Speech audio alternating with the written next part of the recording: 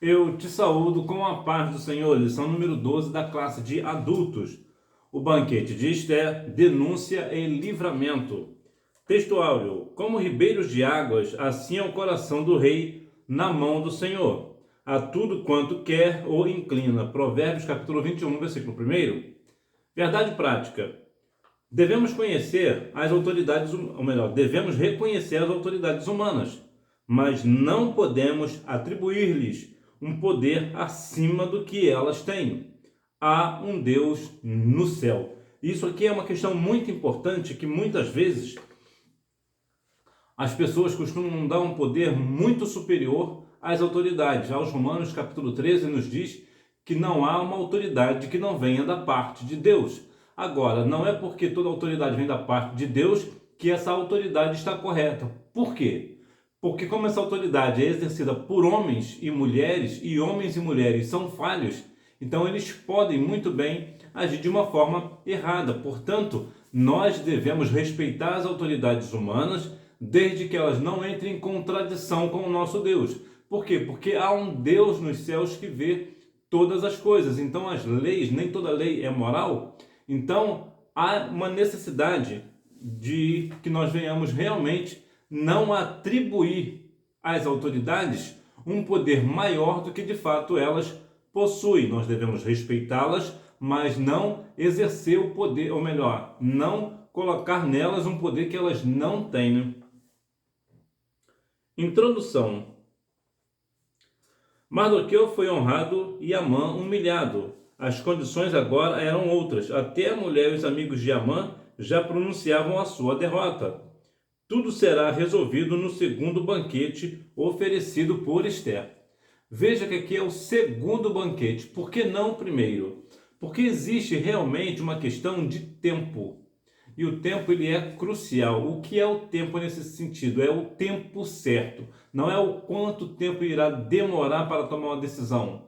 Ou, no caso de Esther, colocar as questões para ser resolvidas, mas o tempo oportuno, o momento exato. Então veja que ela aguardou o segundo banquete para poder realmente relatar ao rei o que de fato estava acontecendo. Veja que até mesmo a mulher e os amigos de Amã estavam já falando da sua derrota.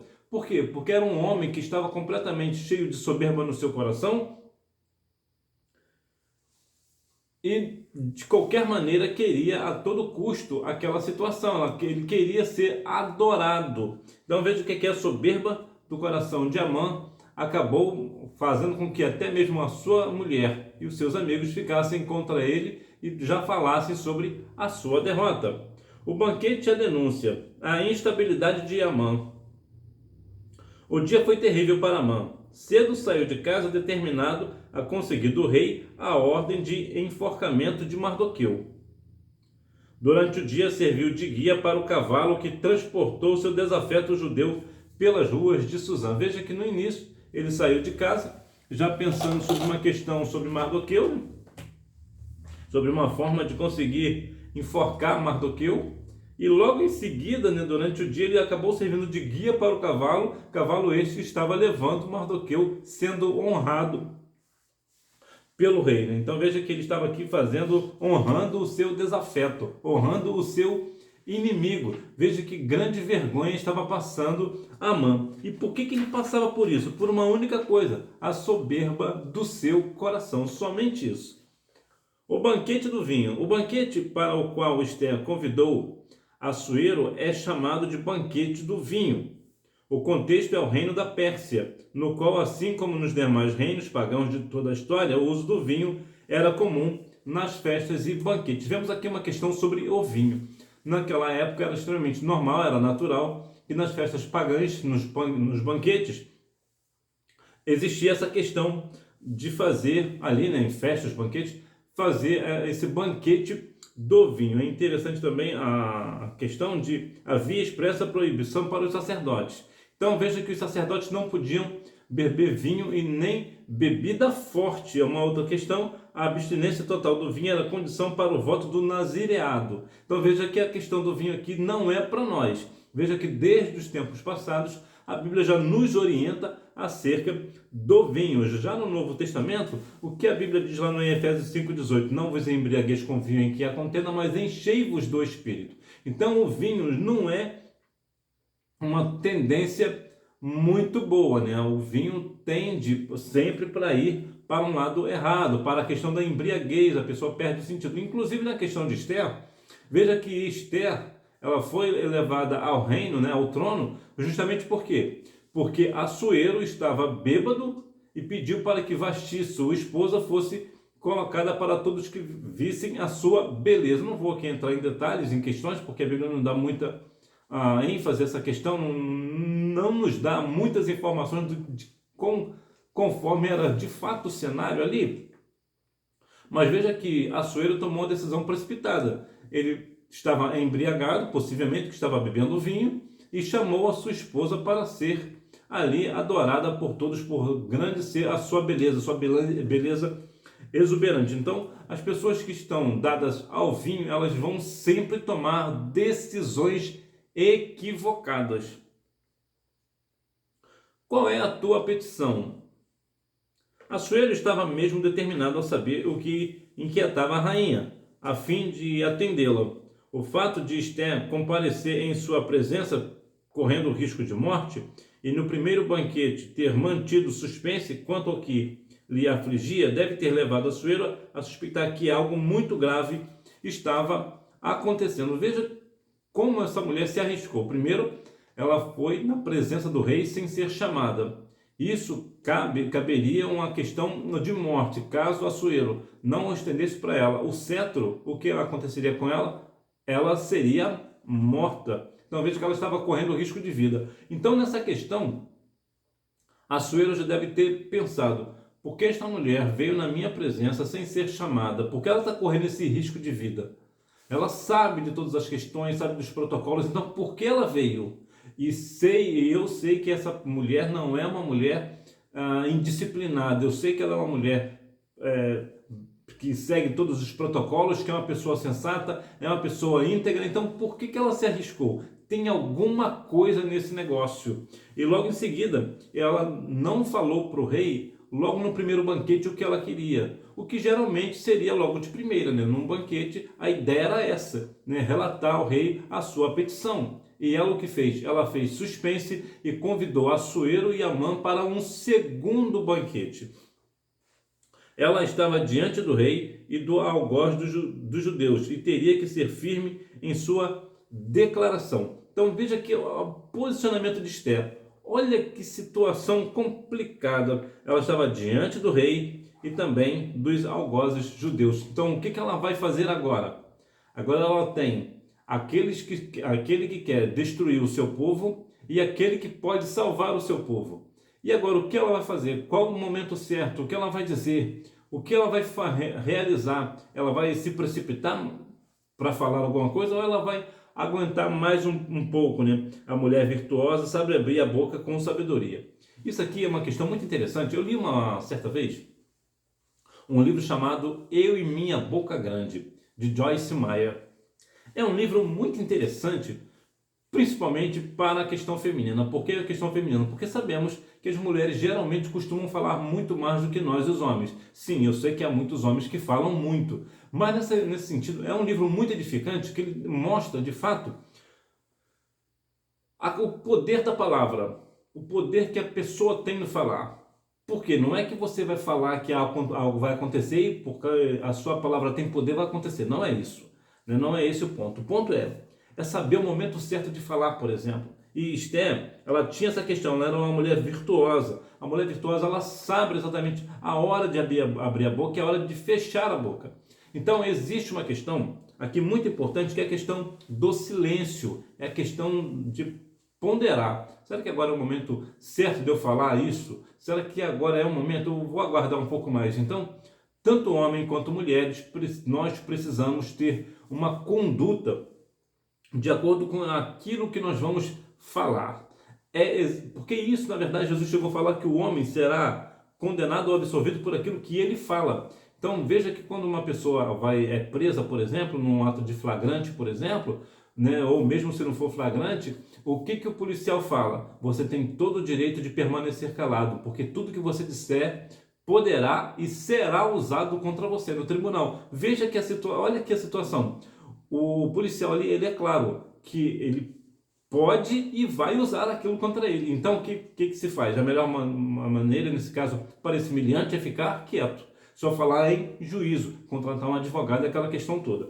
Então, veja que para nós é a mesma forma. Veja que Tiago fala lá no capítulo 3 sobre a questão da língua, de guardar a língua. Que aquele que guarda a língua, sabe domar a língua, este sim é uma pessoa que vai ter muita prosperidade, no sentido de não ter dor de cabeça, né? Vai ser uma pessoa íntegra. Então nós devemos ter muito cuidado com a nossa língua. O momento exato de falar, não se precipite. Eu sei que muitas vezes nós estamos numa situação que nós estamos cobertos de razão e as pessoas não estão entendendo, e as pessoas vêm contra nós, mas o momento é de ficar quieto, é ficar calado, deixa que as coisas aconteçam. Por quê? Porque a justiça, a verdade vai vir à tona, uma hora ou outra ela vai aparecer.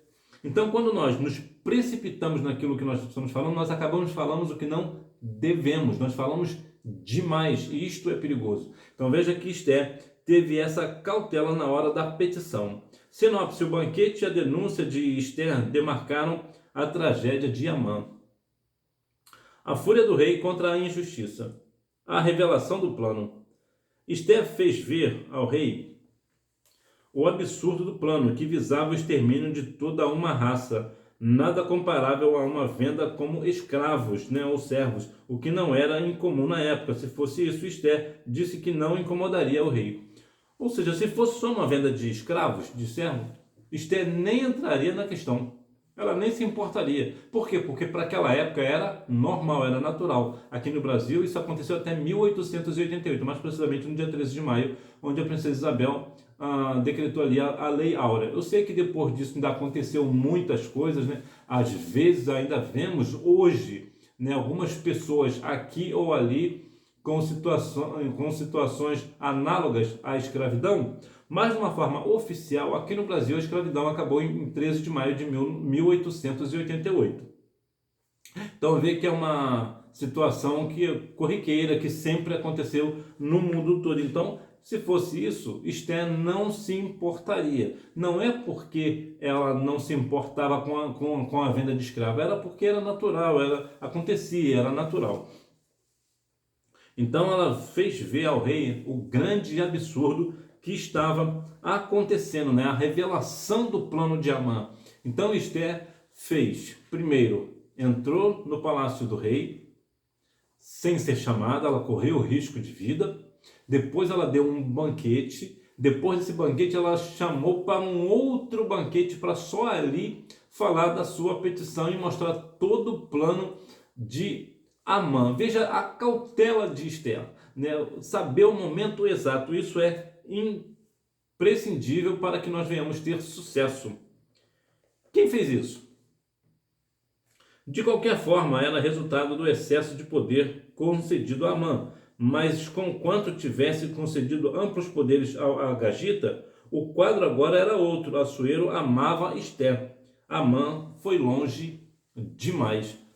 A questão do poder em si, as pessoas, dependendo de cada caso é um caso, é verdade, mas veja que quando uma pessoa, no caso Assuero, que é um rei, ele dá plenos poderes a uma pessoa fazer o que bem quiser, é uma questão perigosa, né? Vemos, por exemplo, na justiça, quando alguém detém o poder da caneta, ele é uma pessoa única, então é bem difícil confiar em questões assim. Por quê? Porque essa pessoa pode se exceder e fazer o quê? Ir longe demais. Quantas vezes, no Brasil principalmente, vemos a todos os momentos, né, pessoas, né, que têm o poder de julgar, julgam de qualquer maneira e não julga pela reta justiça, julga pelo seu bel prazer, por uma questão de partido, por uma questão ideológica, né, por uma questão política, né, não julga corretamente. Por quê? Porque ele tem o poder na mão, então ele faz o que ele quer.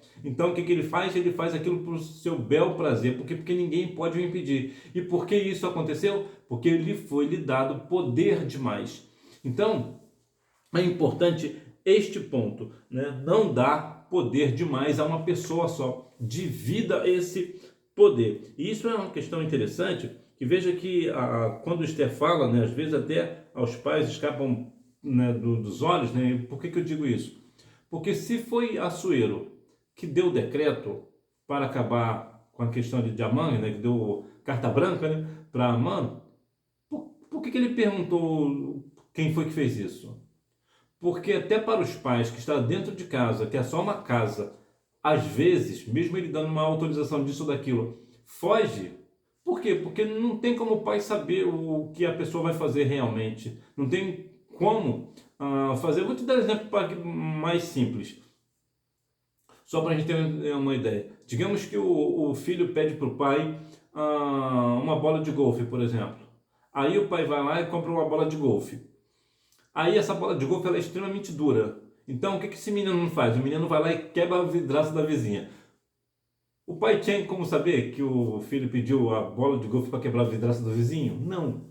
Então até nessas questões das mais simples às mais complexas, nenhum pai dentro de casa consegue tomar conta de todas as questões dos filhos. Imagina um rei com 127 províncias. Então ele foi muito cauteloso para ter certeza do que estava fazendo.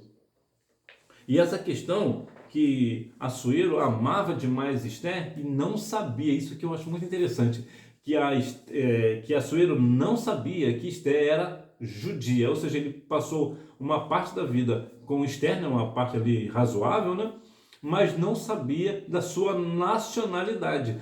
Esther deixou isso à parte, em particular, e foi exatamente essa questão simples de não falar a sua nacionalidade que Deus deu livramento para o povo judeu através de Esther. Informação é tudo, né? A terrível reação do rei. É provável que a consciência de Assuero tenha sido ativada quando ele entendeu o tamanho da injustiça feita aos judeus, o povo de sua rainha. Com toda firmeza, Esther respondeu ao rei cara a cara com Amã. O homem, o opressor e o inimigo é este mau Amã. Deus nos capacita no momento certo a erguer a voz em favor dos que não podem se defender.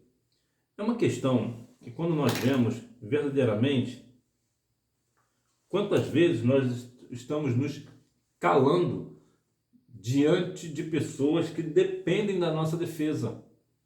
Quantas vezes pessoas são julgadas, até na igreja ou em outras questões, na sociedade, nós sabemos a verdade, temos voz para falar, mas nos acovardamos e não falamos. Veja que aqui Esther, ela colocou ali cara a cara o rei e Amã. Esther foi uma mulher de muita coragem para aquela época. Nós não estamos falando dos dias atuais, que hoje a mulher, de uma certa forma, tem uma voz muito mais forte do que outrora. A Esther ali foi um ato de coragem, falou frente a frente, não ficou de disse-me-disse, de mexericos, né? Ela foi ali na veia ali e falou, olha, colocou um frente a frente e disse, olha rei, este mau Amã foi quem arquitetou estas questões. Então veja que ela foi uma mulher de coragem, ela afrontou Amã na frente do rei. E aqui cabe uma questão interessante, porque Amã, de um modo geral, podemos dizer que era o braço direito de Assuero. Então o que essa mulher fez foi comprar uma briga, né, um conflito ali de interesses entre o rei e Amã, porque um era rei, o outro era o seu braço direito, então um confiava no outro, e agora Esther quebrou essa amizade. E por que ela quebrou? Para que um povo inteiro fosse salvo, fosse justificado ali, para ver que tamanha covardia aquele Amã fazia ao povo, ou queria fazer ao povo judeu, em especial a Mardoqueu. Então, quando nós temos uma oportunidade de defender aquelas pessoas que não têm voz, nós devemos usar a nossa voz justamente para combater a injustiça, para combater aquilo que está errado, né? Que nós venhamos verdadeiramente falar no momento certo, na hora certa, com a pessoa certa, a fim de dar voz àquelas pessoas que são fracas, né? São pessoas até mesmo oprimidas e que não têm ali um conhecimento como nós temos, ou são completamente frágeis, né? Então, que nós venhamos verdadeiramente ser uma voz ativa, né? Que nós não venhamos nos acovardar.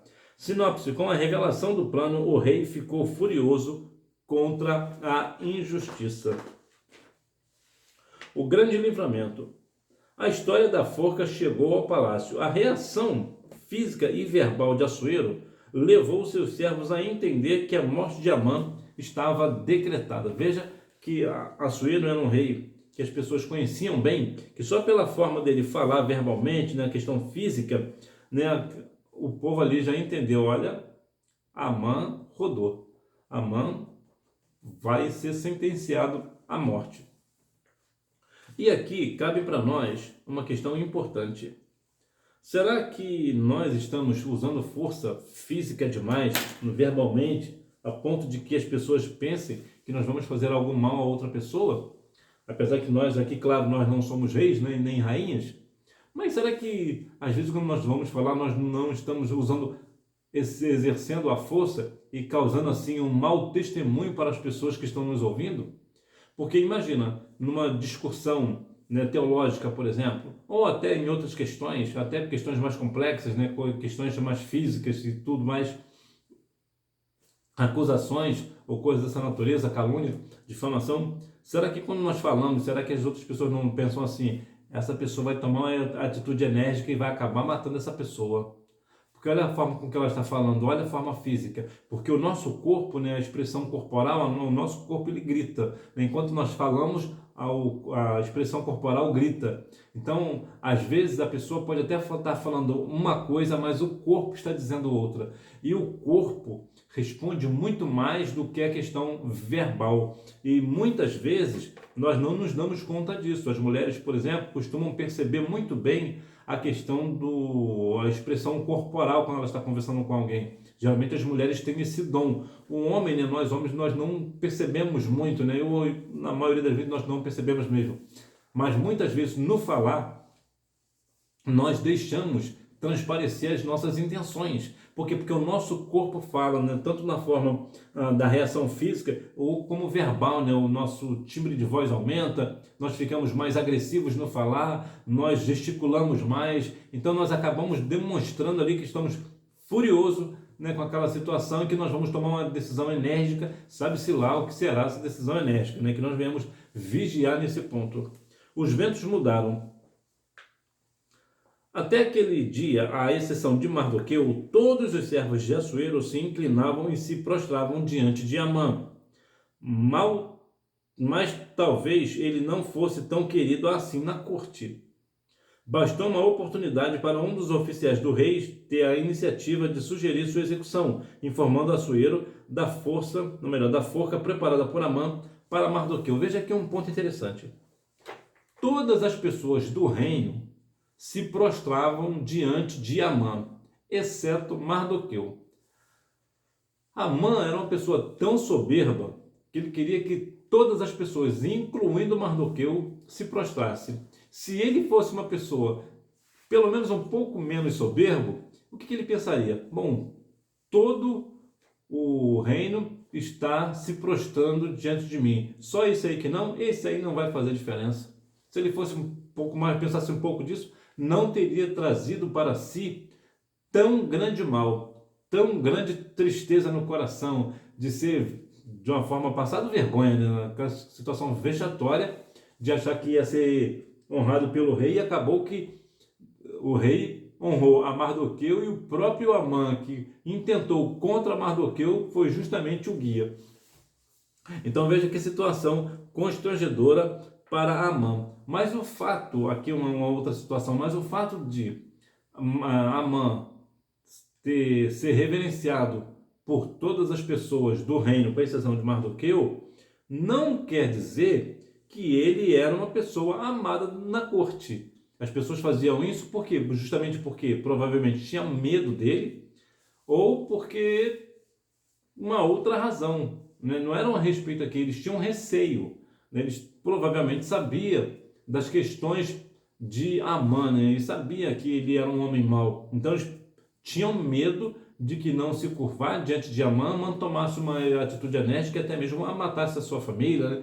Então matasse a família daquela pessoa que não se curvou diante dele. Mas bastou uma oportunidade, né, para que as pessoas falassem ali para o rei sobre a questão da forca que Amã preparou para Mardoqueu, ou seja, logo na primeira oportunidade traiu Amã. O que isso traz para nós? De modo geral, no mundo do poder da política, por exemplo, na primeira oportunidade, a pessoa que se diz leal a um político vai ser contra aquele político. Aqui no Brasil temos vários exemplos, né, de pessoas que outrora falam mal de um político e daqui a pouco acaba se juntando a esse político que ele outrora falava mal. Então isso aqui é uma questão de quê? De interesses, né? Eu sou eu faço parte daquele que me dá mais vantagem. A ideia do político é sempre essa, mas isso não é ligado somente a políticos. Muitas pessoas, inclusive dentro da igreja, né, muitos obreiros acabam ficando ali falando que é amigo do pastor, mas na primeira oportunidade derruba o pastor, né? Na primeira oportunidade que tem, dá um jeito de tirar o pastor da presidência, né? Então, infelizmente, isso acontece no nosso meio, né? Infelizmente, acontece isso. De modo geral, veio aqui acabou que os ventos mudaram para Amã, né? Sinopse: Deus providenciou um grande livramento na história do seu povo. Isso Deus fez através de uma mulher corajosa, de uma mulher virtuosa que aguardou o tempo certo para agir. Conclusão: Deus não tem prazer na morte do ímpio, mas quer que ele se converta e viva. É o espírito rebelde e costumaz do homem que o leva à perdição. O homem se queixa dos seus próprios pecados, não? Amã deu lugar ao ódio e planejou de forma implacável e cruel a morte de Mardoqueu e de todos os judeus do reino da Pérsia. Foi enforcado na própria forca que preparou. Que o Senhor guarde o nosso coração de toda a maldade. A maldade está por todos os lados. E nós devemos ter cuidado, em especial com as crianças e adolescentes. Nós precisamos ter muito cuidado com essa turma, né? Jesus disse que deixai vir minhas pequeninos, que dos tais é o reino dos céus. Mas veja que vira e mexe acontecem situações envolvendo crianças de uma grande maldade. Nós devemos ter cuidado com as nossas crianças. Mas veja que aqui Amã, ele, com tudo que tinha na mão, com todo o poder que possuía, né, ali junto com o rei Assuero, ao invés de ele fazer coisas boas para o povo, ele só intentava para o mal. Quantas pessoas hoje estão no poder e só tentam para aquilo que está errado, né? Ele era implacável e cruel com o povo judeu, ele queria a todo custo ali acabar com o povo judeu, mas Deus deu livramento ao povo judeu através dessa mulher que é Esther, que foi não somente uma questão de ser rainha. A rainha somente aproximou, o fato dela ser rainha apenas aproximou ela de Assuero, né, que era a pessoa que realmente detinha ali o poder de livrar. Então veja que Assuero ali nesse sentido, ele foi enérgico e tomou uma decisão corajosa também e assim justa, né? Ele sempre teve essa questão. Assuero, apesar de ser um rei pagão, eu observo que ele tem sempre uma postura coerente. Ele vai sempre de acordo com a lei. Olha, o que a lei diz, até mesmo na questão de Vasti, né? Ele passou aquela vergonha que Vasti não quis se apresentar, mas o que ele fez? Ele tomou conselhos, né, com os conselheiros para ver o que ele poderia fazer, ou seja, ele não tomou uma decisão precipitada. Com questão de Esther também, ele também foi cauteloso em perguntar a ela o que estava acontecendo de fato. Então, o Assuero, bem da verdade, apesar de ser um rei pagão, ele era muito coerente nas suas decisões. Ele sempre se preocupava em se informar corretamente para tomar uma decisão coerente, uma decisão acertada. Então, veja que Amã, que preparou a forca para Mardoqueu, acabou morrendo na sua própria forca, né? Revisando o conteúdo, número 1, Esther se revelou uma mulher forte e decidida, denunciando o mal a Amã. Esther capítulo 7, versículos dos 3 ao 6. Número 2, de surpresa ao fato de saber que se tratava do povo da rainha, já que até então Assuero não sabia que Esther era judia. Esther capítulo 2, versículo 10. Número 3, não era razoável que não tivesse conhecimento da extensão do decreto assinado em seu nome. Esther 3, 12 e 13. Todavia, não se pode presumir que um rei ou qualquer governante saiba em detalhes tudo o que acontece em seu palácio ou jurisdição. Número 4. O rei voltou do jardim e viu Amã prostrado sobre o divã da rainha e fez uma péssima interpretação da cena. Amã estaria querendo desonrar a rainha diante do próprio rei? Esther capítulo 7, versículo 8. Número 5. A Borna soube ser bem perspicaz para sugerir a forca para seu ex-superior. Ele não apenas informou ao rei que havia uma forca preparada por Amã para Mardoqueu, mas foi sutil ao dizer: aquele que falara para bem do rei. Esther capítulo 7, versículo 9. A insinuação foi explícita e o rei logo acatou. Então veja aqui as questões que envolvem ali a questão do poder ali de Amã, que este Aborna, o que ele fez? Ele logo sugeriu a forca para o seu ex-superior, né? Um dia está com o superior, dizendo que ele é um homem bom, e no outro dia está preparando a forca para ele, né? Então, você que porventura tem aí, está um cargo aí de liderança, cuidado para não acontecer com você também. Né? Muitas vezes você pode estar rodeado por pessoas que se dizem ser seus amigos e não são. Então, que Deus te dê aí o discernimento dessas coisas para que você não caia aí nessa armadilha, né, de ver que está com pessoas falsas com você. Né? Que Deus em Cristo continue abençoando a sua vida e você me vê na próxima aula, se Deus quiser. Tchau!